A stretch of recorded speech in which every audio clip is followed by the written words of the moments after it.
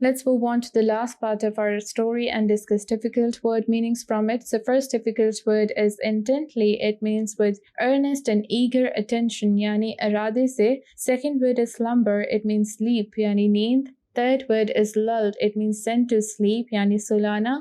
Fourth word is peeping. It means come gradually or partially into view, yani chakna.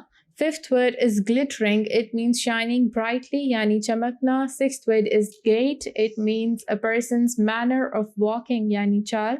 Seventh word is sunken. It means eyes, cheeks, or other parts of the body curve inwards and make you look unwell, yani dhansa hua hona. Eighth word is stooped. It means bend one's head or body forwards and downwards, yani jhukna. Ninth word is gamble. It means run or jump about playfully, yani khel kood karna. Let's move on to its explanation now. ابھی تک جو ہے نوساد وہ ارشا کا wait کر رہا تھا. He waited far into the small hours. کئی گھنٹوں تک وہ اس کا ویٹ کرتا رہا. اور آٹم کی رات تھی. اتنی دیر ہو چکی تھی کہ جو رات تھی اس کا صبح میں ٹرانزیشن ہونے لگا تھا. The old man's eye grew dim. کس وجہ سے اس کی آنکھیں جو تھی وہ ڈم ہو چکی تھی. اس کی آئیز جو تھی they were tired. اس کی آنکھیں ڈرین ہو چکی تھی. ان میں اسٹرین پروڈیوس ہو رہا تھا لگاتار جاگنے کی وجہ سے اور لگاتار باہر دیکھنے کی وجہ سے with full attention کہ کہیں اس کو ارشاک آتا ہوا نظر آ جائے. وہ اتنا تھک چکا تھا کہ اس کو پتہ ہی نہیں چلا کہ کب اس کو نیند آ گئی اور وہ ٹیبل پہ ہی سو گیا. He did not know کہ وہ کتنے گھنٹے کے لیے سویا ہے. اتنے میں اس کو آواز آتی ہے. اس کے نیبرہڈ میں جو وومن ہے اسی کی آواز آتی ہے اور وہ آواز کی وجہ سے اٹھ جاتا ہے. وہ جب اٹھتا ہے تو بالکل سرپرائز ہو جاتا ہے. اس کے گھر میں سن کی جو بیم ہے وہ انٹر ہو رہی ہوتی ہے. وہ سرپرائز کیوں ہوتا ہے؟ کیونکہ اس کو بالکل بھی اندازہ نہیں ہوتا ہے کہ وہ اتنا زیادہ اس نے سو لیا ہوتا ہے کہ صبح ہو چکی ہوتی ہے. پھر وہ آواز سن کے باہر یارڈ میں جاتا ہے جہاں پہ اس کو اس کے نیبرہڈ کی جو وومن ہے وہ بتاتی ہے بلکہ پوچھتی ہے کہ آج اس طریقے سے کیسے ہو گیا کہ تم نے اتنا زیادہ سو لیا.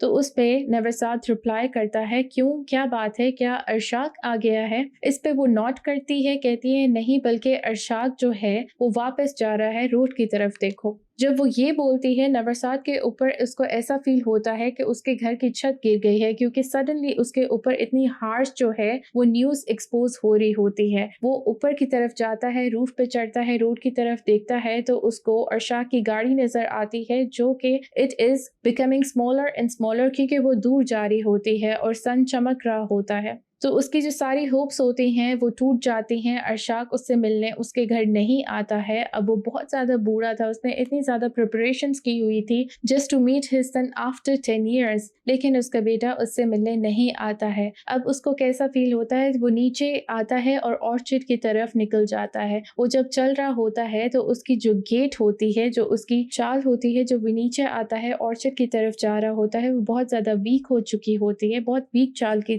ساتھ وہ آرچرڈ کی طرف جا رہا ہوتا ہے اور وہ نیچے کی طرف دیکھ رہا ہوتا ہے، گراؤنڈ کی طرف دیکھ رہا ہوتا ہے. جو اس کی آنکھیں ہوتی ہیں وہ سنکن ہوتی ہیں، یعنی پیچھے کی طرف دھنس چکی ہوتی ہیں کیونکہ وہ اتنا زیادہ اس نے کام کیا ہوتا ہے، پریپریشنز کی ہوتی ہیں اور بہت زیادہ وہ ٹائر ہو چکا ہوتا ہے. اس کو فٹیگ اس کے فیس پہ نظر آ رہا ہوتا ہے جو اس نے کام کیا ہوتا ہے اس کی وجہ سے، اور جو اس نے ویٹ کیا ہوتا ہے ارشاک کے لیے اس کی وجہ سے. اس کی جو بیک ہوتی ہے اس انسیڈنٹ کے بعد وہ اور زیادہ سٹوپ ہو چکی ہوتی ہے. اور جو اس نے لیمب اپنے آرچرڈ سے کھول کے لایا تھا کہ وہ اس کو سلاٹر کرے گا جب ارشاک اس سے ملنے آئے گا، وہ لیمب اس کے پیچھے بہت جوائے فلی اچھل کود کرتے ہوئے اس کو فالو کر رہی ہوتی ہے. سو اس میں ہمیں کیا میسج ملتا ہے، کیا مورل لیسن ہے اس چیپٹر میں، اس اسٹوری میں، کہ آپ کسی بھی اچھی پوزیشن پہ پہنچ جاؤ، بہت اچھے رینک پہ پہنچ جاؤ، don't forget the efforts and struggles your parents make. We are what we are just because of our parents. آپ ان کی طرف اسٹرینجر نہیں ہو سکتے ہو. You are